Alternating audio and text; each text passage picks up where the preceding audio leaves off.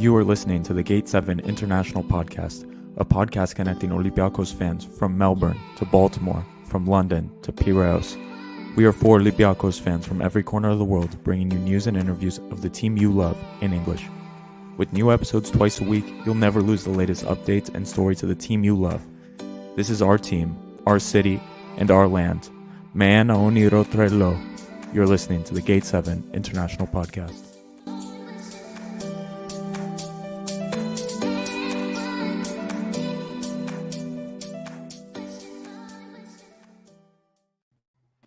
Good evening, folks. Welcome to the Gate 7 International Podcast, your official English source for all things Olympiakos FC and Greek football.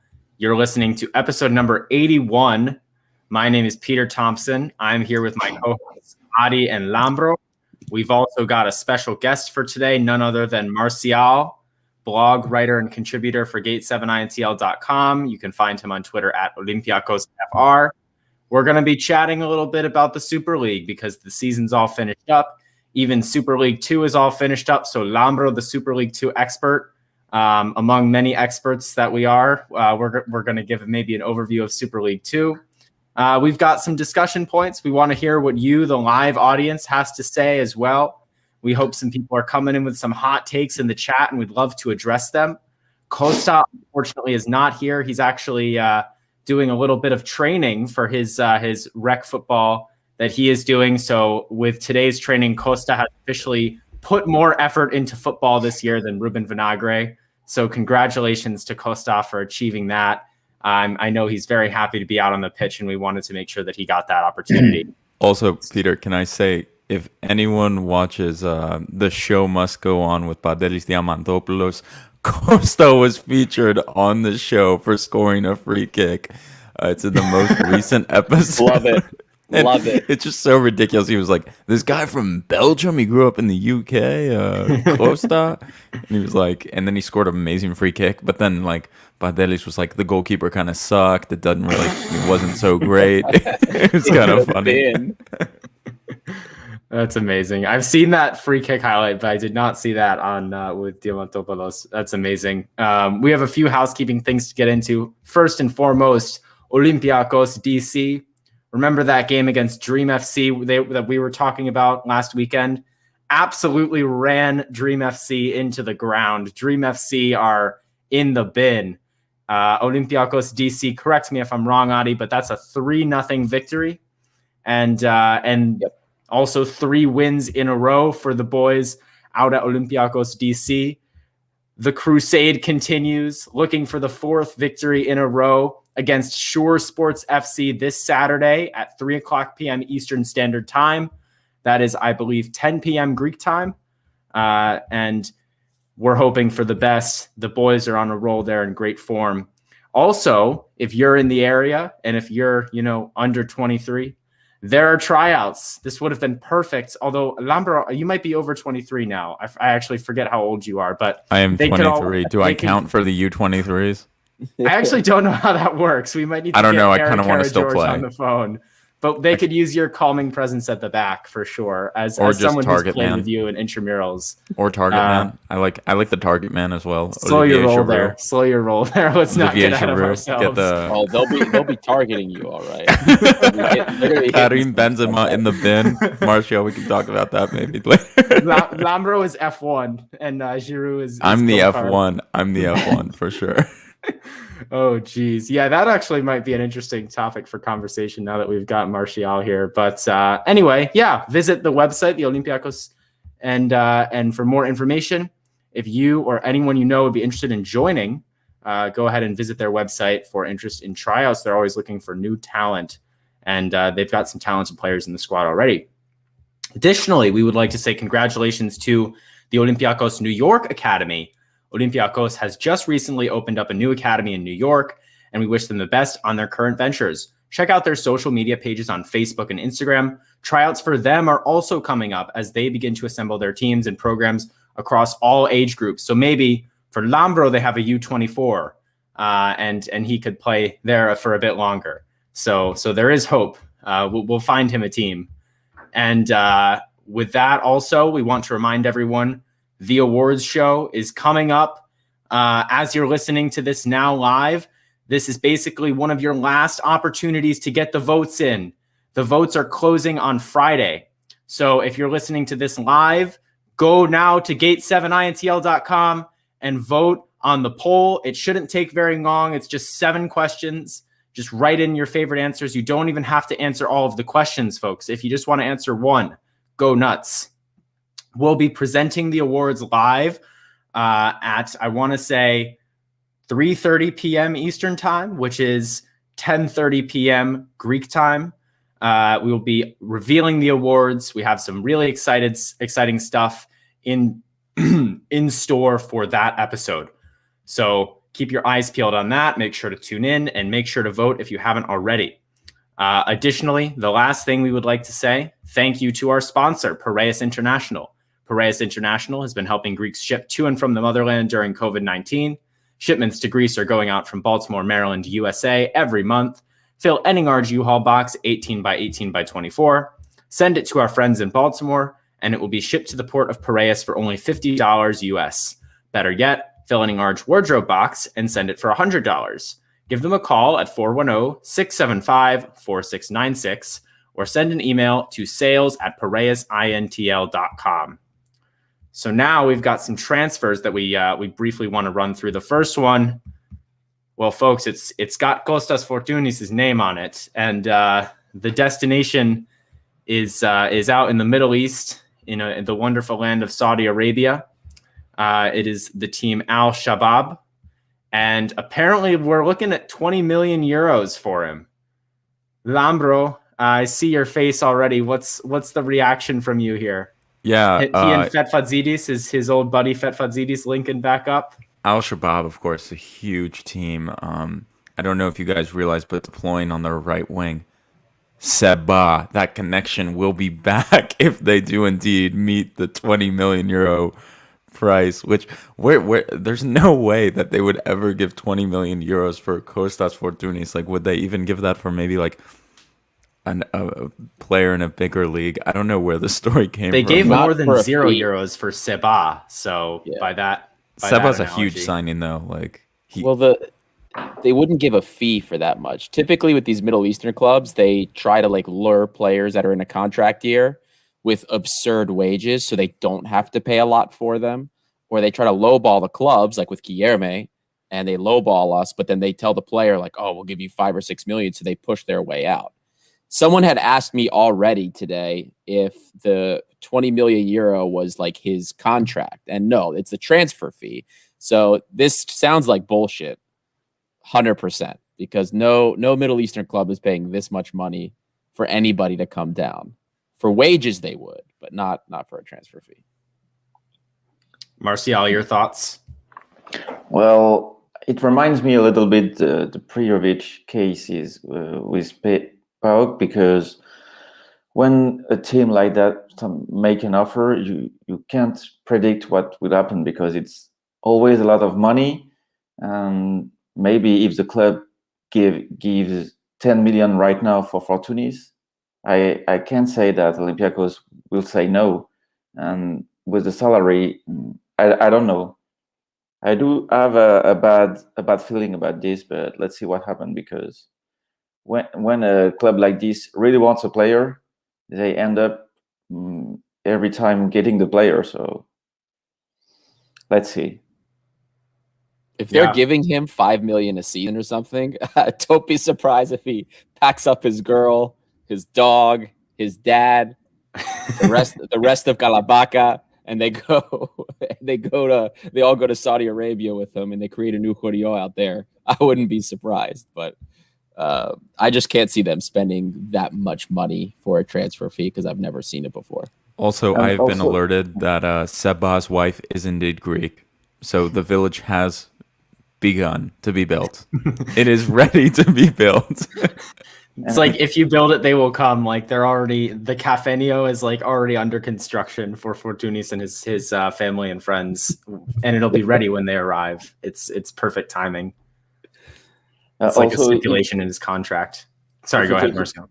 If you take a look at how Saudi clubs works, they pay for players, but those players, they don't stay the whole time of their contracts, because remember Prijovic, he had a crazy contract, and like after 1 year they couldn't pay him anymore and also Gary Rodriguez, he was in the same team and he went to Turkey on a loan. So maybe Fortounis could go there like 1 season, 2 seasons, and then go back to Greece or maybe to Turkey. I don't know.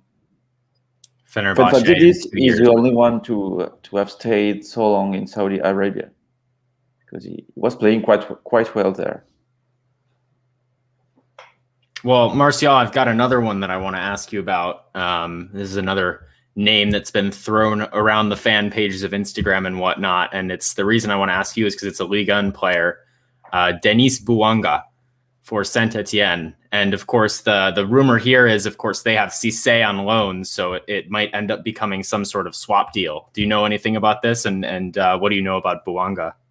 Well, he's a good player, because I know that Modesto is watching a lot of French football, and I think Bouanga is one of the main players of Saint-Etienne because he's quite young.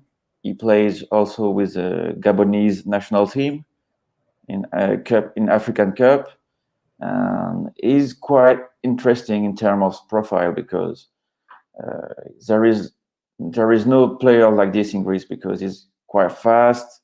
He has good technical abilities.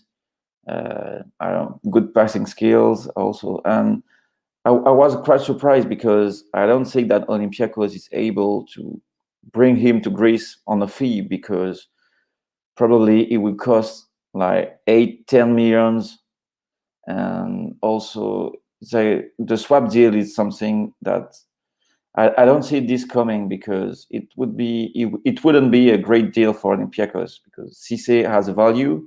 And it would mean for Olympiakos to lower the value to get Bouanga, which is a good player. But I don't think that it's a good idea for Olympiakos to deal Bouanga with Cisse. But Bouanga is a good player. Yeah. I think Martial's right on the nose with that. I spoke to a couple of fan pages dedicated to Saint Etienne and reporting on them, and they seem to have very similar opinions. They like Cisse. They think he's doing a great job there. They're not going to pay 13 million for him. And for the Bouanga swap, they'd only really be interested if it's like Bouanga and maybe, a handful, 3 million, maybe 4 million maximum. They'd be willing to offer in addition to Cisse. That's kind of like the opinion. And I know for Olympiakos, if we're going to sell Cisse, we want the cash. We want the cash to kind of bolster the coffers so that we can land something else. So I think that's what we prefer for Cisse. And if we're getting Bouanga, we're expecting to get him for some kind of deal.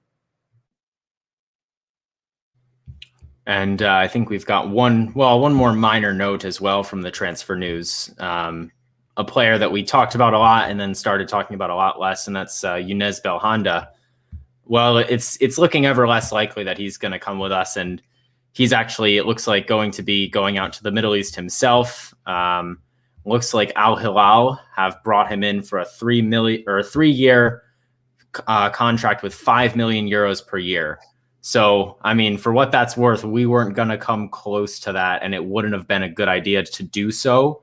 So I think maybe what happened is just Marinaki saw that offer and said, look, we're not getting this guy. But Bouanga, it's dead. He's going to go off to the Middle East and make his check. Good for him.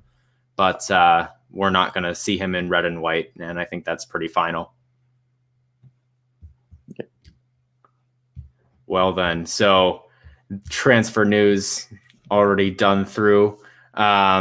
Looking into the Greek Super League now. Let's go and have a look at the standings here. So thank you, Costa, for the very nice message, by the way. He says, from the comfort of my couch tonight, big up G7I, and huge shout out to our women's basketball team for a big win today against PAOK after being robbed at the weekend. Good stuff. Beating Panathinaikos, yes, always. Shout out to the women's basketball team. George says, Kavro Geropoulos, yes. And not sure about the context there, but yes. Yeah, and my friend from Hawaii, Cole, says Chelsea is the truth and that I know nothing. Well, I I know. I Chelsea do with not a know big much, result. but Chelsea is with a not big the result. truth. Big result. Oh, Chelsea other gave day. us a good result. Yeah, actually. Yeah, Chelsea is the truth. Because Chelsea win, I believe, maybe Adi can expand on this more, but because Chelsea beat Leicester, Olympiakos are much more likely to skip over a round of qualifiers in the summer. We do skip over a round of qualifiers in the summer. So now we'll be competing, it looks like, in the second round of qualification. That's actually that's great. Which is good. It doesn't seem like much to a lot of people, but it means an extra week, 2 weeks of rest for our players. Right? So 2 weeks we're going to take that. I mean, obviously we expect to beat whatever first round team, regardless of what they are anyway. But starting in second round qualifications and being seeded, that's nice. We'll take that. We'll take that in the 2 weeks of rest. Thank you. Shout out to Mason Mount, top player.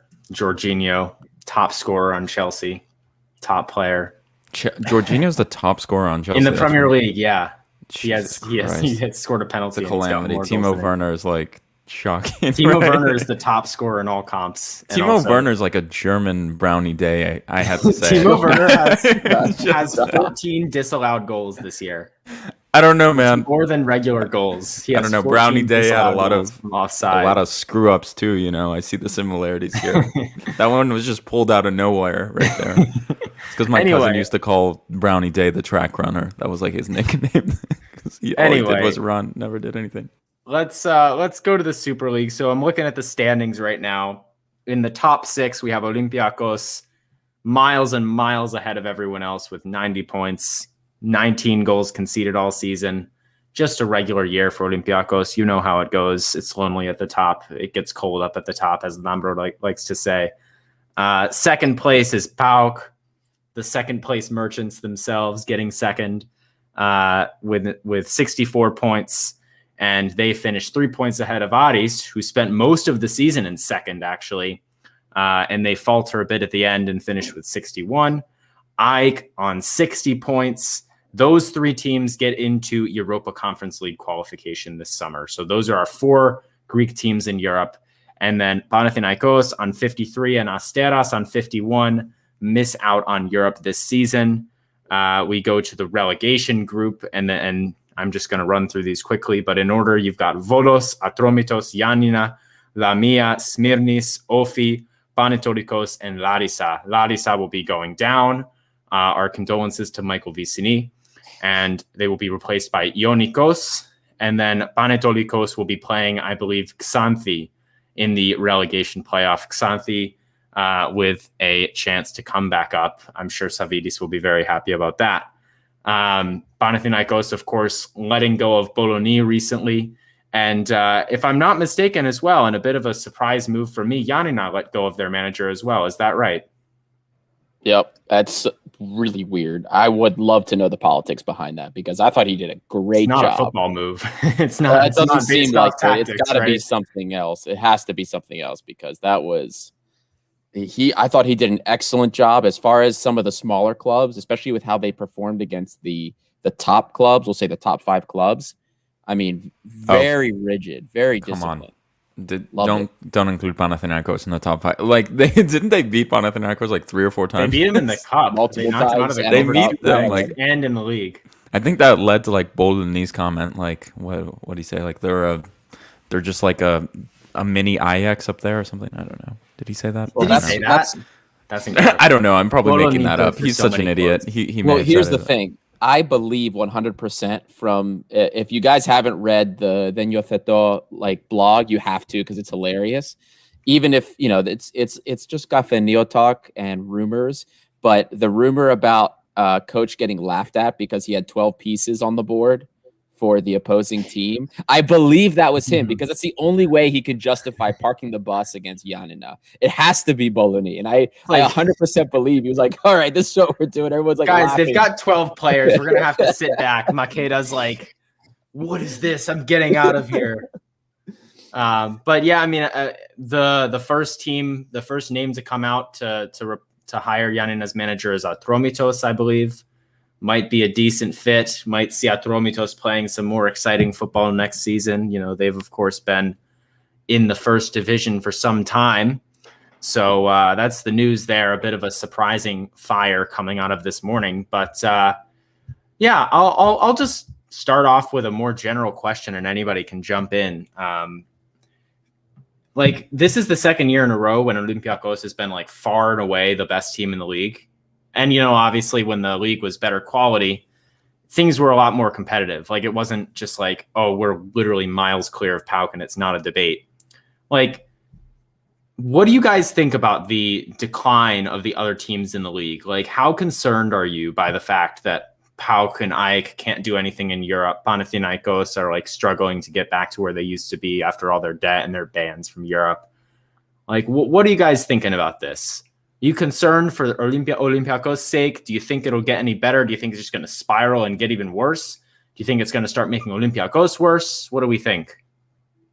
Part of it is the fact it's COVID. I mean, the season in general, the quality of the league everything was worse. If you look at all of the offensive, like broad spectrum offensive things, goals, assists, crosses, passes into final third, anything, any offensive metric is down. Everything. There's less goals, less positional attacks, less crossing, less everything. So the league is less attractive. When you have less offensive stats, the league is less attractive. And that's what happened. So I think that was mainly because of COVID. A lot of teams had major issues, and across Europe, this happened, by the way, guys. It wasn't just in Greece. Many leagues have had the same problems, same issues. So on that side of thing, I kind of expect it. Now, moving forward, am I concerned? Absolutely. Because besides Olympiakos, besides us, and this isn't because we're Olympiakos fans and biased, we're the only team that is right now running with a lot of soccer sense, especially in the top 5 quote unquote clubs. Panathinaikos is a disaster, absolute disaster. PAOK is, God knows what the hell is happening. All the shit we've been hearing the last week or so. I mean, now Garcia's getting into it with them. There's stuff going on with Savidis' son. I mean, who knows? And Aris is just kind of losing the plot. I kind of had hope for them. I like what Madzios was doing this season. I thought he did put together a pretty good project, but they started to lose the plot at the end of the season. And that end of season form going into the summer and European Conference League qualifiers kind of concerns me a little bit. I think things will improve, especially when it comes to like mid and bottom tier clubs. Now that things are getting let up, fans will be able to come back in stadiums, it looks like, next season. I think things will be better, but I'm still concerned for the top clubs because I don't see anything that gives me any hope. Yeah, I agree with that. And also I was disappointing to see the Aris like falling down at the end of the season, because maybe if PAOK would have ended up third, they would have made big change on the roster. And now that they ended up being second, maybe they will think that it was not that bad. The season was not that bad, and maybe they will stay like this. And we all know that if PAOK fails in Europe, then the task for Olympiakos will be harder every year. So I'm concerned too, because it's a collective things at the end, and when Olympiakos can't do whole by himself. We need the help of other clubs, and I've just build upon that. Like, you go through every single team, and it's almost disaster every single one. Like, each team will say they're in disaster.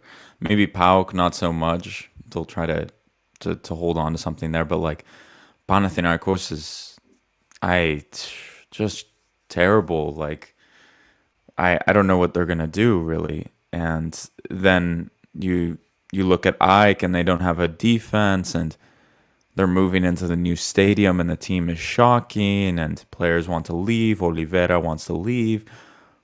Lavaya left mid-season for free. Like, all of this just craziness. And it's just like, what the hell is going to happen this summer? You know, like, who's going to come in?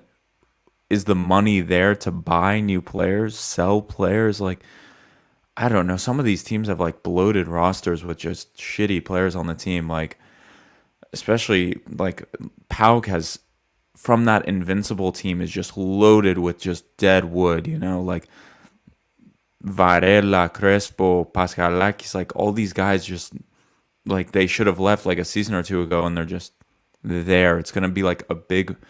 I don't know if they even have the power to like move these guys out, and it's just every team except for us, and we have our own problems which we've highlighted and that we want to see us fix. But like these are like deep structural issues with the club, and they'll need like a large injection of cash, which who knows the clubs even have. Like made a lot of fun of Panathinaikos, AEK, PAOK, whatever.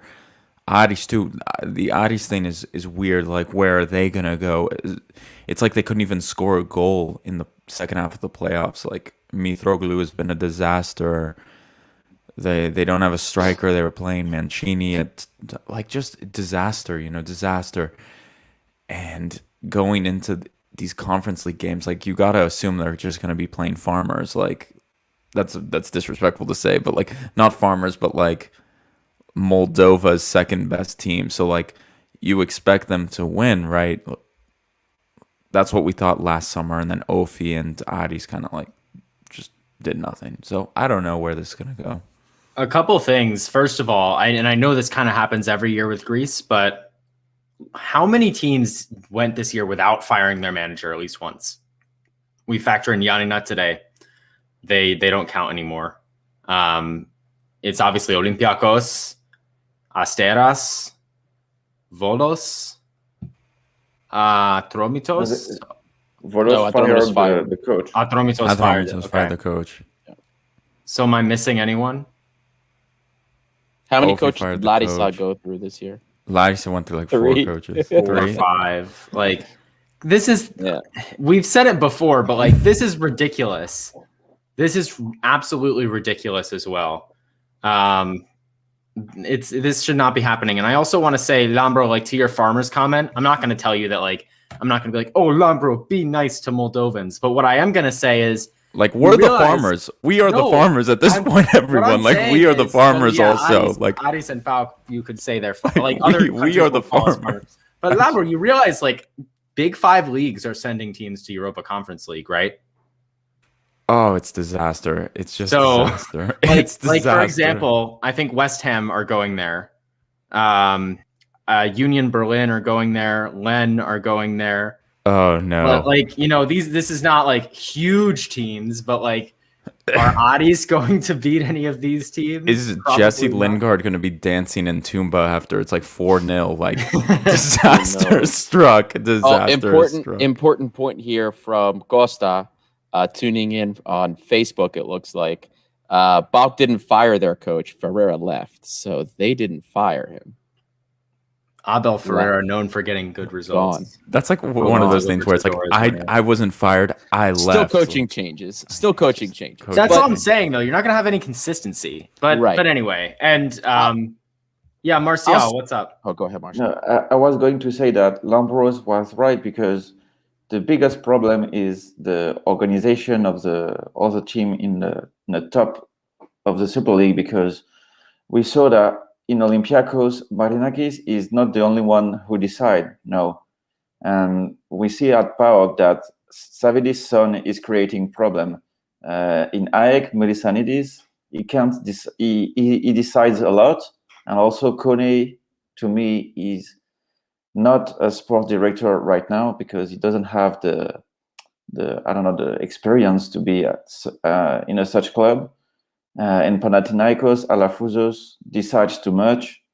In Aris, too, Karipidis is deciding too much too. But he knows football, but it's risky to have a chairman that decides that much. And I think Marinakis was clever enough to understand that if Olympiakos wants to remain in a top European level, the club needs a real sport director.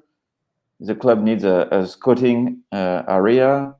The club needs to work with some big agents, and that's how we work now. And go ahead, Peter. I was going to say, in Aris, I think also like Haris Deas coming in, like you could say I would say they maybe did a better job of that than any other Greek team besides us. But like we also have absolutely elite scouting, I would say. I would say we are just elite because like you look at the players that we've brought in, like Caramba is just like Modesto, all these guys, they're like absolutely insane, like Pedro Martin's team. But I just wanted to say that. But even if like, yeah, like you said, Marcial, like Savidis' son and Panayotis Kone making decisions is like nowhere near where it needs to be, I think. Well, working in football, it's something that you learn. You know, it's like every job in the world. You can't come here just by being a son of the owner. Right? You can do it in Greece, but you won't remain at the top if you don't have the good work ethic and a good work method. I don't know, because I personally I do think that Garcia will left sooner or later by himself, because I think he can't stand Savidis' son. But I can't prove it. But the thing for me is, and I wanted to get before we move on from this segment, because ever since I got my personal Twitter back, I've been getting a lot of heat from some non-Olympiakos fans that were critical of some of these clubs, and we don't offer a lot of anything constructive. So here's my constructive part. I will start to have hope for AEK, PAOK, Panathinaikos, these small clubs, if I see them do the right moves. For AEK, build on what you have, get a defense. If I see them getting defensive pieces, I'll be like, okay, they're in the right direction here, right? Where they're working off their strengths and addressing the shit. But if I start seeing them bringing in more strikers, more wingers, I'd be like, all right, screw this. AEK sucks. They're not going to do anything next year. Panathinaikos, a little bit more tragic of a situation, a lot of shitty pieces, a couple of good ones, but I want to see them build around a couple of those good pieces. I so far like what I see from Alexandropoulos, from their midfielder. I want to see them kind of build around me. I think Villafañez is a good piece from them. Build around what you see working with you. They have a lot of dead weight. I mean, I'm sorry, guys. Makeda is a bum. He is a bum. Just get rid of him. 800,000 euros that guy makes. Is that Syria a joke? B is calling. Oh, to just get the fuck out. God. As for PAOK, they need a. I don't want to blame everything on Garcia, because if he has like a EPO or EPO style like overreach in terms of what's going on with his starting 11s, that has to stop first and foremost. I mean, I also think Garcia isn't the best coach for the top flight. Coaching kids and then coaching professional men, that's two different things. Stick to the kids, buddy. That's probably what you're best at. And don't take that out of context, Pablo Garcia. But they have some good pieces. Look, they have some kids coming out of the academy that I think have some talent. I don't think they're wonder kids, but they have some good young pieces to build off of. And when you're in financial distress, stick with that. Stick with those academy kids. You know what I mean?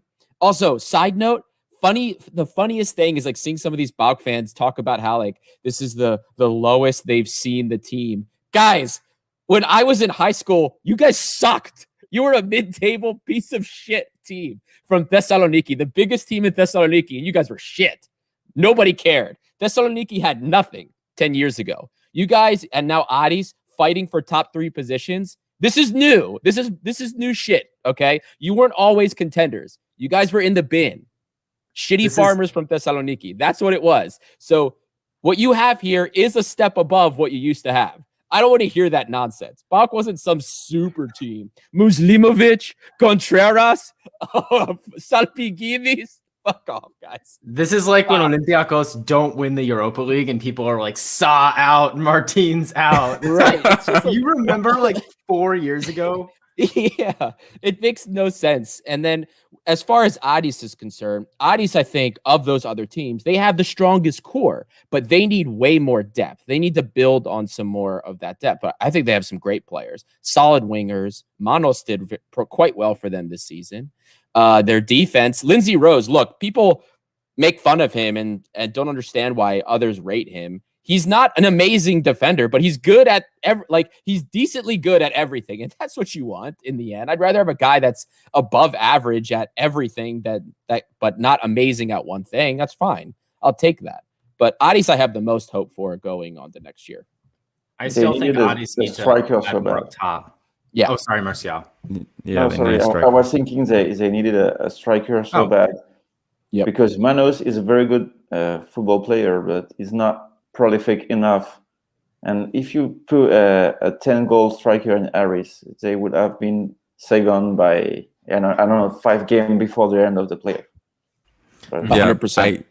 Also, like the Gazzetta article that talks about how Mitroglou is going to go said that it was like between him or Barales, and they were just like, screw Barales. Like we want the BAM, we want Mitroglou. And they would have easily finished in second place probably if they signed Barales. But like, who would have known then in January? I wouldn't. So you never know. Yeah. Well, I think we have another segment about best 11 team of the season. This caused a bit of an uprising. The war on Wyscout continues. Also, I kind of want to shout this out. Matthew Valbuena supposedly was in the live just recently. So shout out Matthew Valbuena if you're currently watching. Anyway. Is that a Matthew Valbuena, or is that Alex thinking that Martial looks like Matthew Valbuena? No, I just got a text from my friends who said that they saw Matthew Valbuena in the live. Oh, wow. So Matthew Valbuena, thank you for watching. Big things. That's wonderful. That's wonderful. Mathieu, thank you for re-signing the star of the show. He was in. Hopefully, we'll get him on the podcast. We'll get him on. I thought it was one of those things when it was like Adi went on AFTV and all the fans were like, "Wow, Socrates was in the live." Yeah, that was the disrespect.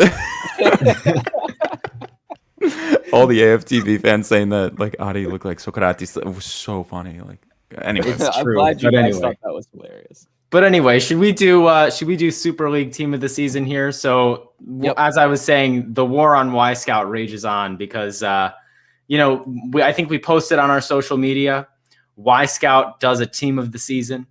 Matthew Valbuena was not in it, and because of that, we were all very upset. Matthew, if you're listening to this, we're always backing you.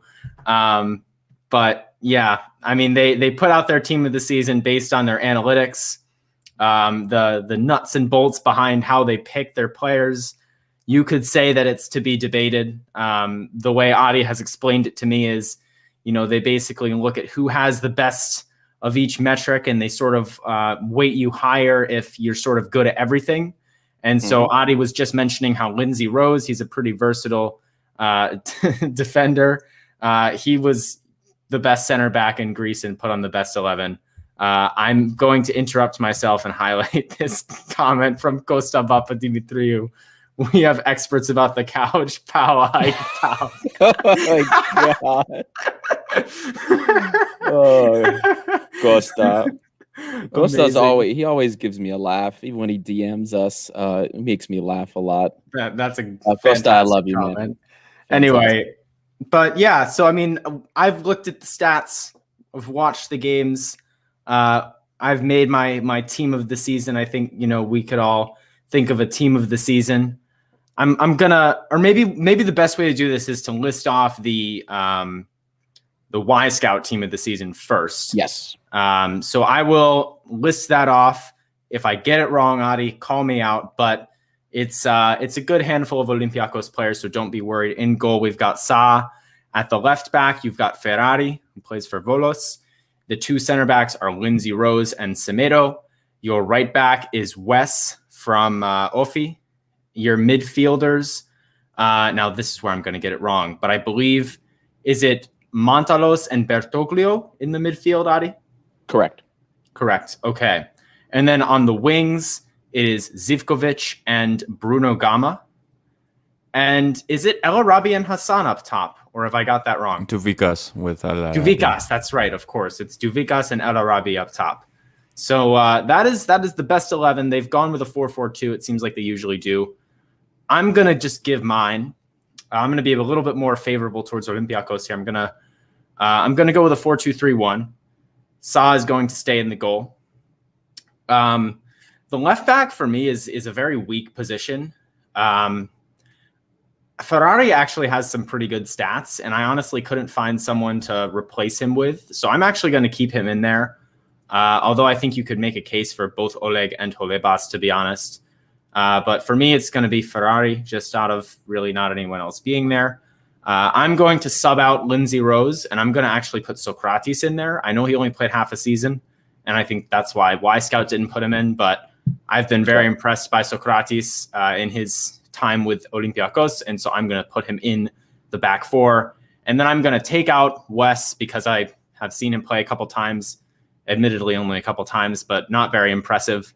And I'm going to put Androutsos on the right back, personally. I think, is it Kotsiras for Asteras? I think also has a shout. But for me, it is going to be Androutsos, especially with these last few weeks of the season. He's really turned it on. Wyscout generally prioritizes attacking midfielders when they're picking their midfield. I'm going to make it a bit more, how do we say, realistic, to as if I was picking an actual team. And I'm going to go with a two-man midfield of Mari and Jan and Villa, both fantastic midfielders. I think, I would say for Ike Simoes, unfortunately missed a lot of this season. Really didn't play much at all, if at all, actually. And so, he might have been an inclusion in previous years, but for me, it's Mari and Villa. My wingers are going to be exactly what Wyscout says, Gama and Zivkovic. I'm going to leave Masouras out, try to avoid recency bias there. Want a more consistent player throughout the year, and Bruno Gama and Zivkovic have both been really great producers. El Arabi is the lone striker up top, and I'm actually going to go with Montalos in the 10. People are going to get upset. But for me, he was more consistent. He had more time on the pitch. If I'm playing a real game and have to pick one of them, like if I'm JVS, I'm still probably picking Fortounis. But if I'm picking team of the season based on, their performance for the whole year, I'm probably going to go with Montalos. He was very productive, lots of key passes and lots of smart passes. And then manager of this team is Pedro Martins, obviously. Adi, going to you now. You've dug through the numbers more than I have, so I want to hear what you have to say for this. So just so everybody knows, I know like the second I post like the stats, everyone's like, oh, this is stupid. You suck. It's like, no, I'm just putting what's there. I don't agree with a lot of the starting 11, to be honest with you, but you also have to remember some players that a lot of people think should be on there. They're like weighted average, or let's say their score is affected by the amount of minutes played. Funny enough, and this is why I waited for the podcast to address this, or I would have been like slamming my keyboard, defending myself against keyboard warriors on Twitter. But Masouras he's number 3 if we're overall wingers in the Super League. The reason he missed out is because he's played actually like 1,200 less minutes than Bruno Gama and Zivkovic. He's played a lot less time. And Wyscout uses time played as part of the weight because that's how they try to determine who the starters were. Because obviously starters are the ones that they're considering primarily. It's a small weight. It's not huge. But what affected Masouras was his inconsistent form in the beginning of the season. Now, the fact that he still made it to number 3 overall on this is to his credit. He did very well. But that's why that happened. I think there's definitely a case for him to be on there, but you can't take away from what Zivkovic and Bruno Gama have done for their clubs as well.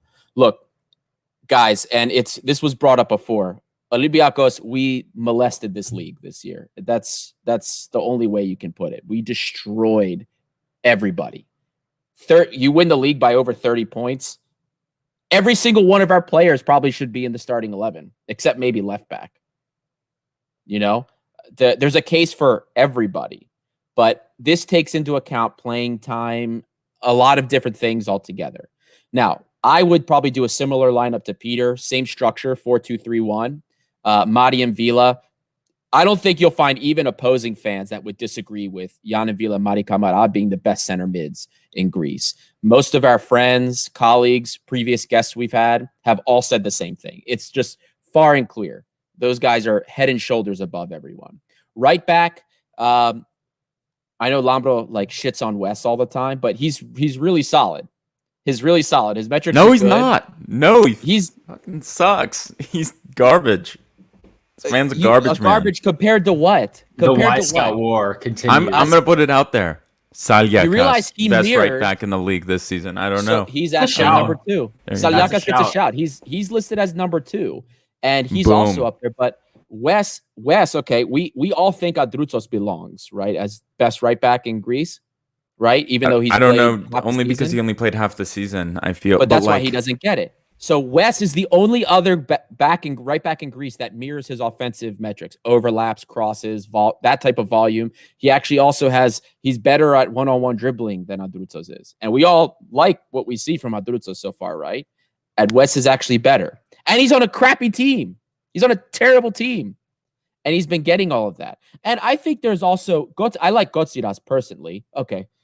Alex Gutakos. Yeah, we know you're a homer. We know Asteras is your team. But yeah, Gotsiras, there's something for him as well. Look, Gotsiras, Salyakas, they're both very good players. I like both of them. I've been talking about Salyakas all season. But West is just above them in a bunch of different things. But Gotsiras is better defensively than all of them, just to put that out there. So it's close, but for me, I think it's not super far off the mark. And then as far as like the left back is concerned, the left backs in Greece this year are kind of tragic. When I was looking at like the metrics, Wyscout actually puts all of them together, all of the backs, and you have like Ferrari and then Piersman for Yanina, and then it's just all right backs. Then you don't have another left back show up. Left backs are terrible in Greece, and then it's like Helder Lopez, and we saw like how poor he was. That's how bad it is in Greece for like most teams. So, but that's kind of where that comes from. And my number 10 for my best 11 is going to be Kostas Fortounis. Least amount of minutes played, leads assists, leads in total points if we're talking goals, assists, second assists, and least amount of minutes played. That's it. Here's my number 10. Are you serious? I'm dead serious. The Fortounis meme serious. comes to life again. Like the Fortounis meme does come to life. Lambro, it sounds like you've got some hot you? takes. It sounds like you've got some hot takes for your team. I honestly, Adi, wait, actually, Adi, yeah. Who do you have as your center backs? Do you have Socrates and Semedo? Because Socrates came in mid-season, I'm not going to include him. I'm going to stick with Semedo, and I'm also going to. I mean, Socrates, the second half of his season, I guarantee he probably would have played like that all season. He should be there. But for me, if we're talking about the guys that played the full season, it's going to be Semedo, and I'm between Lindsay Rose and Ingasson. Because let's be honest, guys, Ingasson was really good this year and scored for PAOK as well. Like, how sad is it when you're relying on your center back to do everything? So it's going to be between those two. Lindsay Rose, again, not special. He's not a special player, but he does a lot of things pretty good. So that kind of stability is underrated. All right, Lambro, now's your time. Is it my turn? This may be controversial, but yeah, I'll put Salyakas at right back, and then at left back, Ferrari. Like, I think PAOK are upset that Chelsea legend Baba, is that guy's name? Baba? Yeah. Didn't come through because they were going to take Ferrari for free off of the feeder club Volos. No Svarnas in the team. No Svarnas, he could take that right back spot, world class. Anyway. Maybe left back instead. But so Ferrari's my left back. I actually really enjoyed him this season. And Salyakas is like, I don't know. I guess I'll throw him at right back as well. My defenders, I think I have a thing for Ingasson. I've always really rated him. So I'll put him and Semedo and Sa, of course.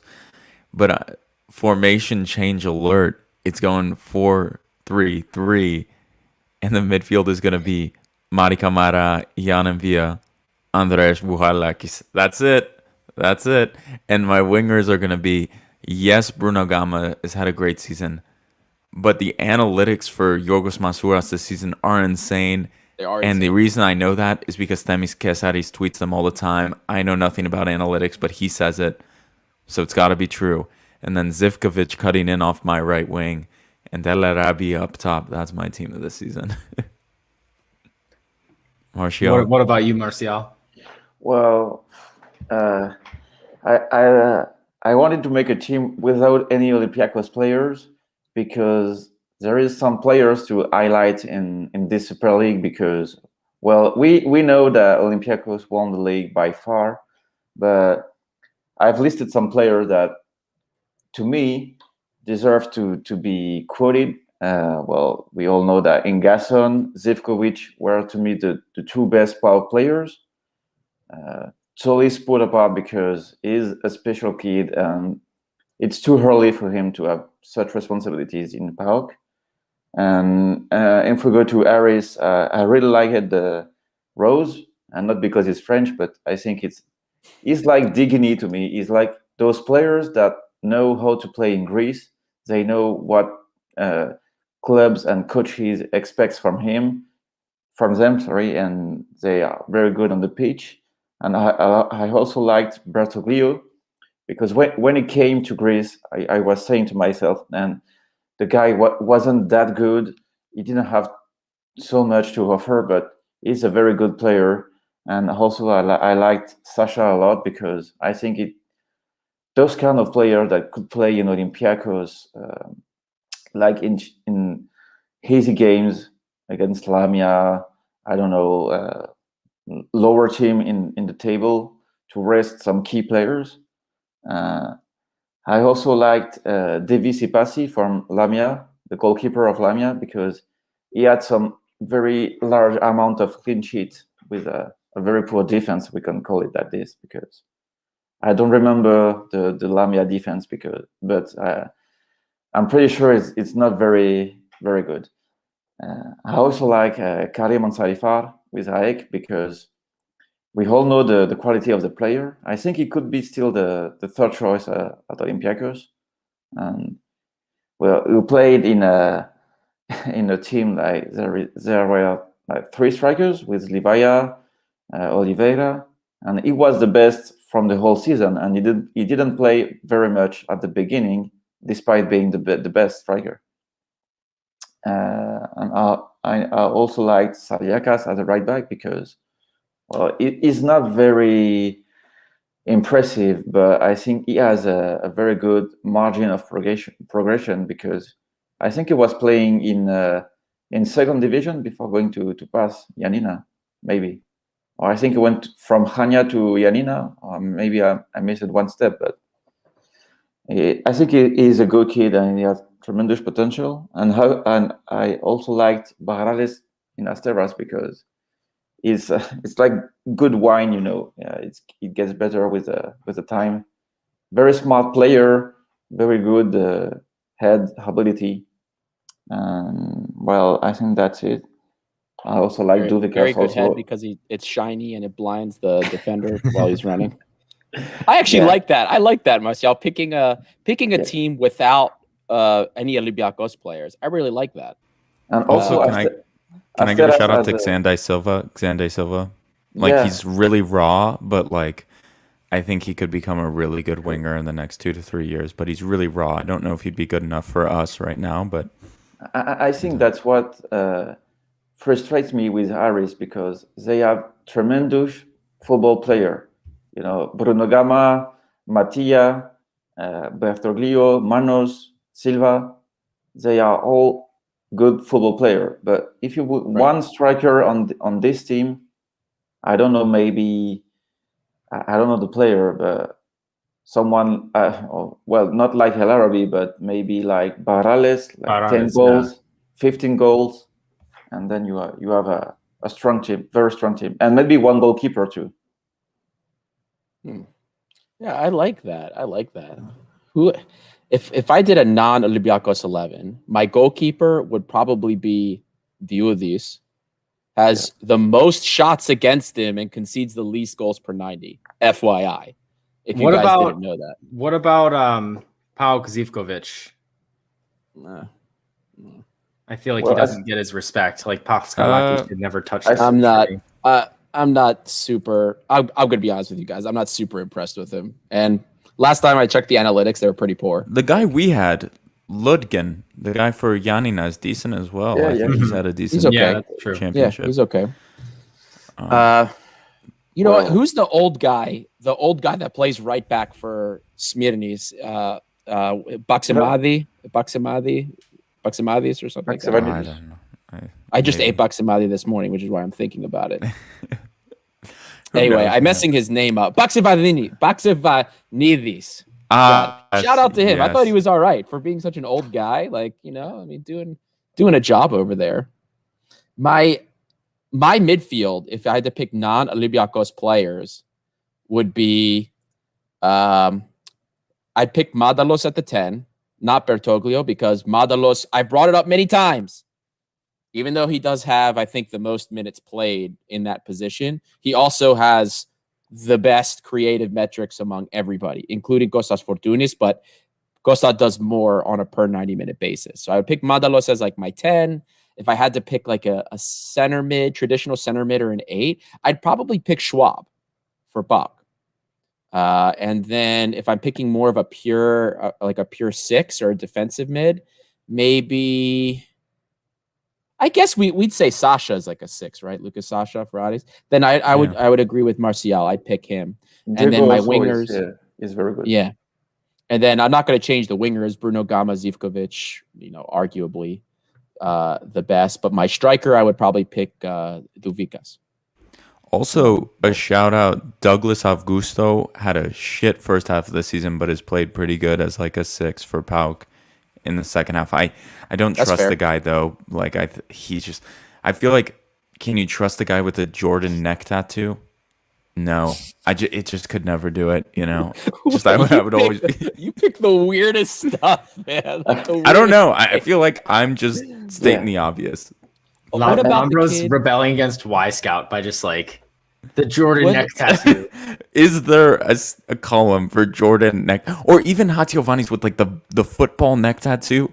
Who the hell told him that was a good idea? Like who was like, God damn, like that football neck tattoo looks great. Like, no offense to anyone who has a football neck tattoo. The little shout out to the midfielder from Offi, Argentinian kid, Mellado. I thought he was actually pretty good too. I thought he was the bald one. I didn't think he was bald. I thought it was like close shave. You know how the kids do, like the young. Yeah, similar to that. I think. Also, another name who had a mediocre championship, Mateo Garcia, who I thought was gonna he was linked with us. Like, yeah, I wonder if he's out the door this summer. But he had a. Oh no! George says, I'm gonna get a Lambro neck tattoo. Oh my god! If George was a footballer and I had to watch that on TV, like me as a neck tattoo, I would. You would love that. Don't lie. I would. Like Hatiovanis running and like sending a Sendra like up to like gate 13 and killing like an ultra. Like with fans back in the stadium, they gotta bring Hatiovanis back onto the bench because he's killed so many people. Same with Lazar. Maybe they were giving Lazar all his time because he's just gonna kill all the fans. But anyway, wait, hold on. Can we do like a flop 11? Oh geez, can we do that? Vinagre in every position. Left back. Bruno. Oh jeez. Bruno. Cholak for PAOK striker. Cholak. Oh yeah, Cholak. Striker. I like this. Shinji Kagawa. Shinji Kagawa was a massive flop. Right, Mitroglou, yeah. I'm so sorry, but we may have to go like 4-4-2. This could be a 4-4-2. No, we could do 4-4-2, and we've got Cholak and Mitroglou at the top. Oh god, that's a deadly strike force. He gained almost like 3 points by himself. Who, Mitroglou? 1 PK and 1 goal against Offi, and then it's a victory and a draw. Yeah, so they're going to have to retire that. They're going to have to retire number 14 in Mitroglou's honor this summer, I think. He needs to retire, I think. Yeah, maybe. He was pounding like those 50 gram protein metrics protein bars in the bench. Honestly, absurd. Like in Siovas's interview, he like hinted at that like Mitroglou's body is like destroyed. Like he was like, I remember he said like, it is kind of amazing that Mitroglou is still playing football, like hinting at like some injuries and the weight things. Like he's like, good for him for still playing. It's just like shit. So maybe there's some. I think it's one of those things where like an interview is gonna come out and it's gonna be like, I messed up, blah blah blah, and I was never the same. You know, like I don't know. I think I could he's see. not able to do that because even in France, when he was not playing for 1 year, maybe he didn't spoke one time. I think he's not able to to I don't know to come back on his career to see what's went wrong and to say it because we all want him to say what went wrong in Marseille. Yeah. Well, we're at about an hour. I do want to talk about Also, this game hold on, that we have this Peter. weekend. Matthew Lambro, yes. Valbuena was listening, so maybe Mitroglu's listening. If you need that media recovery tour, like your boy will literally give you the biggest puff piece of all time. Like, just like you scored 3 goals in Aris. That's incredibly impressive for a second half of the season. Like, I will literally give this man the biggest puff piece to like get him a new contract. Yeah, I'm sure after we just called him fat, he's gonna be like, I didn't call him fat. I just said he had a few more pounds. It was muscle, maybe. I don't know. He's eating a lot of protein, to be fair to him. So Yeah, he's getting bigger, stronger. Well, let's talk a little bit about this cup game. I want to bring up a previous comment from Fanis Yannikos here. PAOK announced cases of coronavirus. I do not think they did it accidentally. Maxi no. Lovera 2.0. Oh, God. Is this happening again? Are we going to be playing the cup final in August? Also, As of now, the cup final is this weekend. What do you guys make of this? Are you guys worried that this game is going to be pushed back? Because, like, I'm not having it. Like, we're doing our awards show on Sunday, and, like, I don't care if the cup is going to be moved. I'm not budging it. So what do we think? Zagorakis isn't postponing it, I don't think. Yeah, I read that they took tests again this evening, and they were. So I just went to Sport 24, and it says negative all the tests of coronavirus, regular the final with Olympiakos. That's what they said. So that should happen. Also, this comment, so true about Mitroglou. He's just big boned. He's not fat. Mitroglou recovery tour coming. Anyway. But yeah, it's weird because it doesn't feel like the cup final. Like, it just feels like the season's over and everyone's like on vacation. It's a weird one because it's just like, I don't know. What can we even expect from a starting 11? Like, Socrates, it comes out today. We didn't mention in the news, is going to be fit. Pedro Martins hinted at. It's going to be, that's what they're thinking about. But Holebas is suspended, isn't he? And obviously Ba is not available. No, I thought we took Holebas' suspension. Yeah, we took it. Oh, right. It was for Aris. That's right. Love Greece, baby. That's I love hilarious. What a joke. Love it. So, yeah. So, I guess be Holebas, Semedo, Socrates. And then, yeah, I assume we'll see Oleg and Androutsos, Madi and Mvila, and then probably Masuras, El Arabi, Bruma, or maybe Masuras, Hassan, El Arabi, but I think that's more unlikely. I think it was very interesting to see El Arabi on the left part of the as a left winger because the passing ability he has is very, very interesting for a striker. Yeah, and also, well, we all know the Hassan default, but I think El Arabi is able to be a passer to Hassan. Yeah. He definitely has the technical ability for it. He threaded some nice needles, beautiful through balls the last couple weeks. And also, like, anybody that plays in those wide forward slots for us, they just drift inside anyway. We don't really use like wide forwards like in a traditional sense. Pedro Martins just loves people wandering around, going all over the place. Organized chaos. I like it. I think it's fun. But I think for the cup final, like, Hassan is like the change maker. So, like, if we need a goal, I feel like you can't start with Hassan, because then if you start with Hassan and we need a goal, then it's like, well, where the hell are you going to go? Bruma? Like, if you need a bird to get killed, maybe you bring Bruma. But, like, I don't know. I don't know what you're going to do. And also, just the fact that Bruma is going to start in the goddamn cup final, like, oh my God, just brilliant. Hopefully the last we see of him. The last we ever see of Bruma.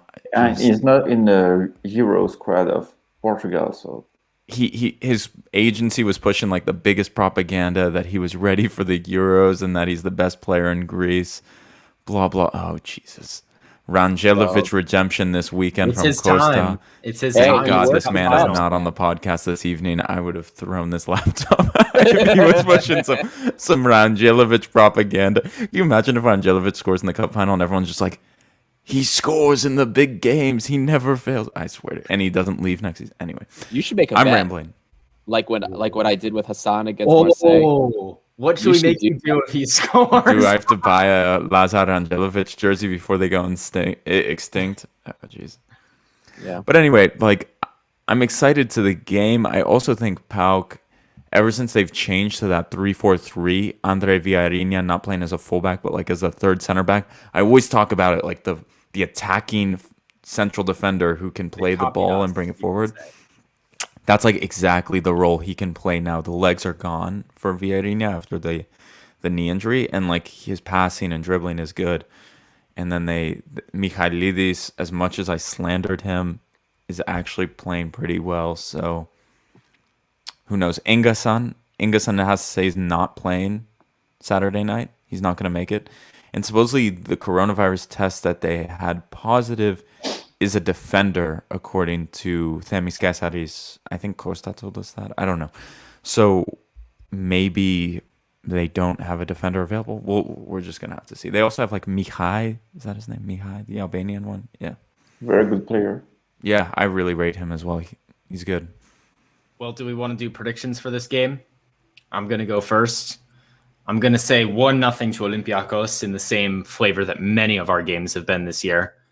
I think it's going to be a boring first half, and then in the second half, we're gonna have Lazar. No, I'm just kidding. We're gonna have. I'm actually going to say Madi Camara scores a goal in his last game for Olympiakos, and then makes us 30 million euros, and we all get emotional and cry because we never get to watch Madi Camara play for Olympiakos again. So that's my prediction. 1-0, Madi Camara scores. Maybe let's say 73rd minute. Adi, what about you? I think it'll be tight. I'm thinking maybe like 2-1. 2-1. Maybe it goes into extra time because they parked the bus. So 2-1, and then we'll get that late winner from Hassan. He's going to sub on. He's going to do something crazy. He's going to play like crap when he's on, but then he's going to score a lovely goal. We'll forget about how crappy he played, and we're going to sing praises to his name, and then maybe we get a goal from Masouras because he seems to be just letting him fly. Lambro. Oh man, I it's kind of weird. Like a game that means something. Like we had the Pasianina Cup game, but it was like, okay, it's Pasianina at home. I wasn't like, I've been up for the games, like watching the games, analyzing the games, but like I'm actually like nervous for this because, as the loyal listeners know, my relationship with PAOK and their fans is not the greatest, so I just can't have us lose. And to be honest with you, I'm feeling pretty good about it. And to be honest, I will go for a 3-1 win. And on the score sheet will be Yorgos Masouras, El Arabi, and Madi Camara. And my final point is, Peter, you hit something I want to talk about. This may be the last night, and it's a night game too. It's 8 o'clock here, Central European time. It's later than the usual games. Anyway, Jose Sa, Ruben Semedo, Madi Camara, Bruma. No, Bruma's not in the same breath as those guys. But the last night we may be seeing them. So like, people take that in a little bit. Like, enjoy these guys. Like, they have been magical for us the past 2 to 3 years. Really just enjoy seeing like these really talented players who pass through our club. And if this is the end for them at our club, I wish them all the best. Hopefully we go out with another double. And yeah, that's my prediction. All right, Martial. Well, I won't make any prediction, but I want hope that maybe Martins will manage to have the good mental approach to this game, because when we play PAOK, sometimes I feel that the player doesn't realize how important the game is. Meanwhile, PAOK play only to beat us in the season, and especially on a cup game, on a cup final. I think the mental approach will be very, very important, because if we play like we played last Sunday against Panathinaikos, I have no doubt with that Olympiakos will win, because the confidence, the form in Masouras, El Arabi, I don't know, maybe Kamara, the form is for Olympiakos. But sometimes PAOK knows how to handle Olympiakos with the mental approach, and that's my only fear on this game. Because I remember the game we played in Tumba this season in playoff, and the one we played when we lost 3-1 in the first year of Martins, and I don't want this to happen again. So that's my only fear on this one. Yeah, that is very fair. And before we do head off, I think Adi, you said we had a question from Twitter. Someone tweeted at us and asked us a question. Can you? Yeah, it looks like we got a question on the thread that when we went live, and it's from the Olympiakos Piraeus Twitter account at Olympiakos19. His question was. Oh, I just lost it. Let me go back. Sorry. I got it here if you want. Yeah. Question for everyone: which was the match of Olympiakos that you have never forgotten, and which match would you want to play again from the start? So essentially, like the favorite match, like best memory. Favorite best memory. God, that is hard. One of the first ones that comes to mind for me is the win against Manchester United. Yeah. Watching Vladimir Weiss dribble through like 4 people to score that goal. I will counter this with the win versus Atletico Madrid. That was an amazing game too, because it was end to end. I really loved that game, and I don't know, it was just so. I was emotional seeing Mitroglou back. Like, I love him so much, and like. Afalai was there. It's like, is this guy the gun? Kasami was playing. I was so excited for that season because I was just like, okay, we're going so deep in Europe. We just beat Atletico Madrid, and like, anyway, that game was fantastic. When I think back of amazing moments, like Arsenal this past year was amazing. Of course, Manchester United, some of the big games, but like that Atletico Madrid game was amazing too. But yeah, I think Arsenal jumps out for me, although. Honestly, like, and not to say this game specifically, but if you're telling me I'm going to rewatch a game, like if I already know what's going to happen, watching us like beat up on PAOK 3-0, like I could sit back and just play that on loop like all afternoon. I don't know about you guys. So like games like that are also a shout. But we do have a couple comments from the stream I want to bring up as well. Alexander Makriani says, sad about the idea that Camarasa and Semedo might play their last game with us and have played a whole season without our fans. You know, it really is a shame that they like have to say goodbye to an empty stadium, or at least maybe like a stadium with very small number of fans. I don't know what the recent update on this is, but and it's like you think about like Avram as well, and you can tell like it seems like Avram is kind of trying to stick it out for one last season with the fans as well, and like some of these older players like Holebas too.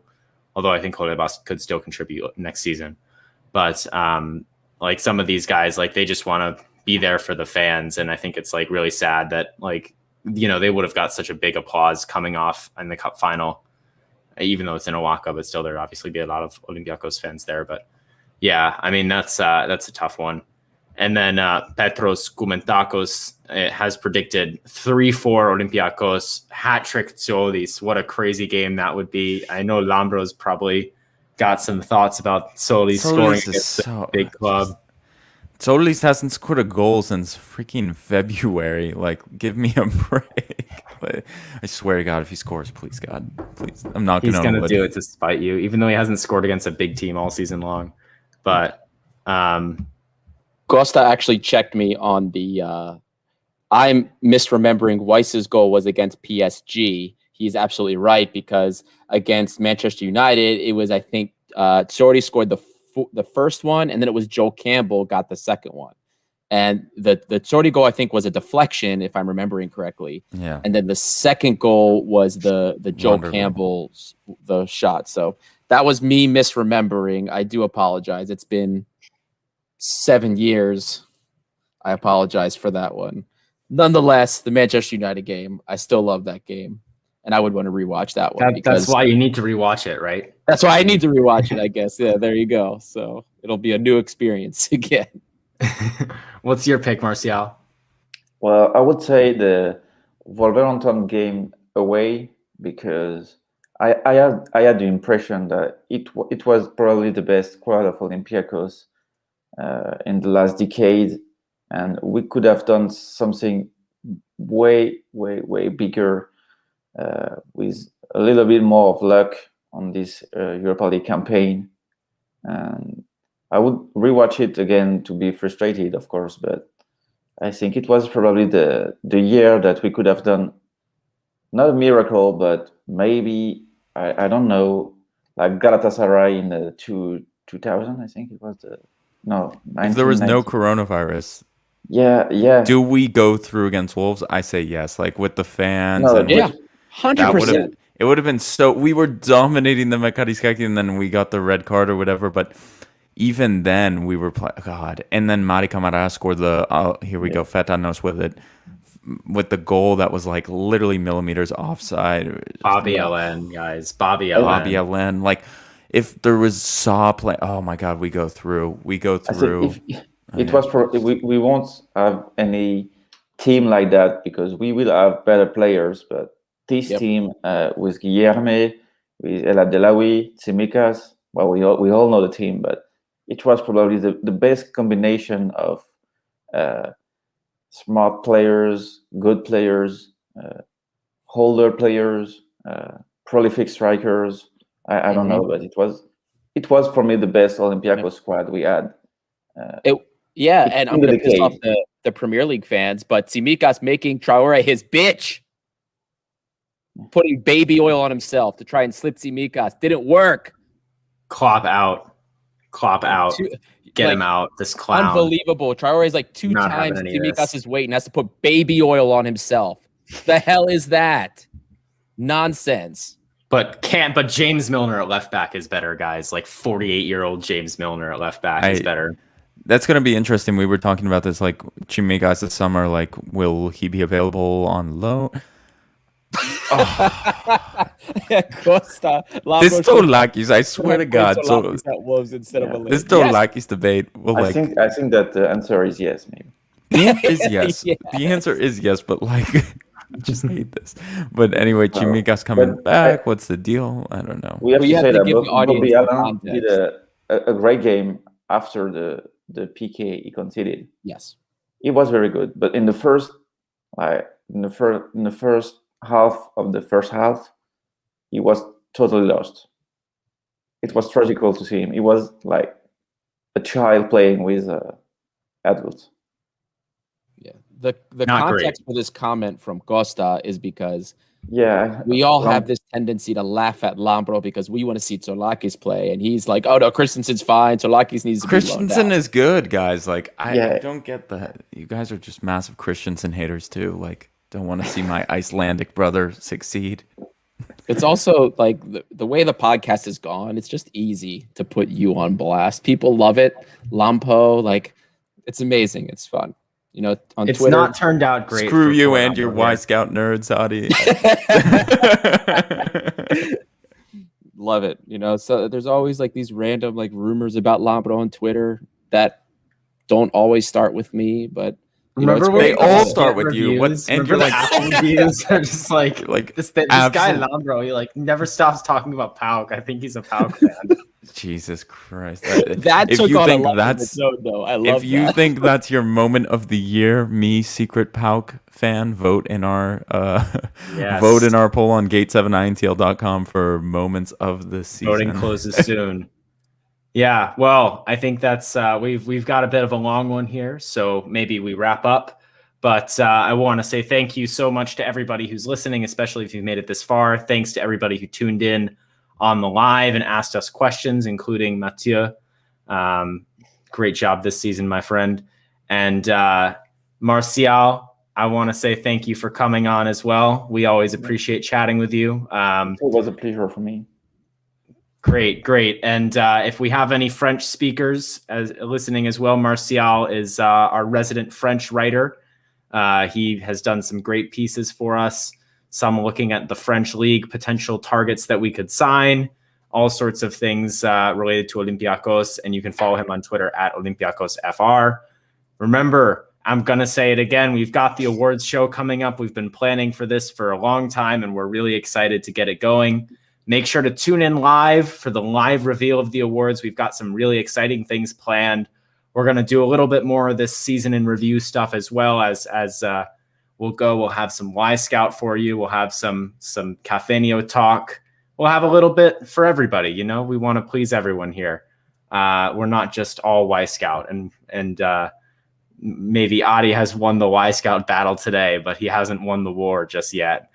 So with this Kenny Lala debate, people have no idea what I'm about to drop. But Kenny Lala, there will be a discussion about Kenny Lala. Kenny. We'll save it. We're saving it. I'm gonna very slightly spoil. I'm not gonna spoil the winner or the finalist or anything, but there are a few people out there who voted for Kenny as our coat of the season.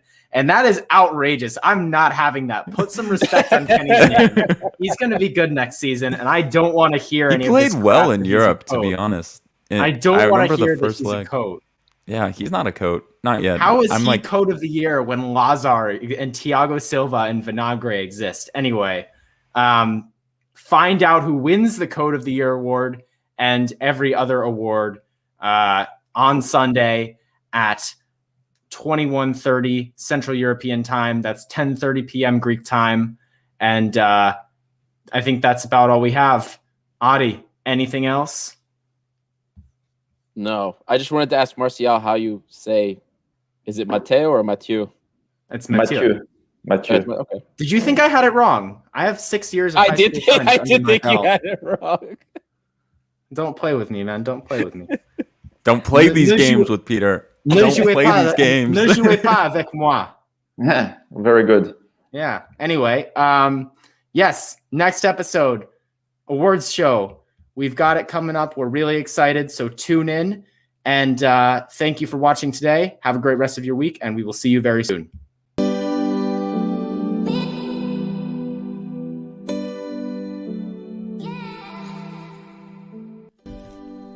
You just listened to an episode of the Gate 7 International Podcast, a podcast connecting Olympiakos fans from Brussels to Tokyo, from Toronto to Geneva. We are 4 Olympiakos fans from every corner of the world, bringing you news and interviews of the team you love in English. With new episodes twice a week, you will never miss out on the latest updates and stories of the team you love. If you liked what you heard, make sure to follow us on social media at Gate7INTL. Give us a subscribe on YouTube or even leave a review on all our podcast channels. Until next time, this is our team, our city and our story. Θρύλος είσαι. Στο μυαλό κάτι μαγικό.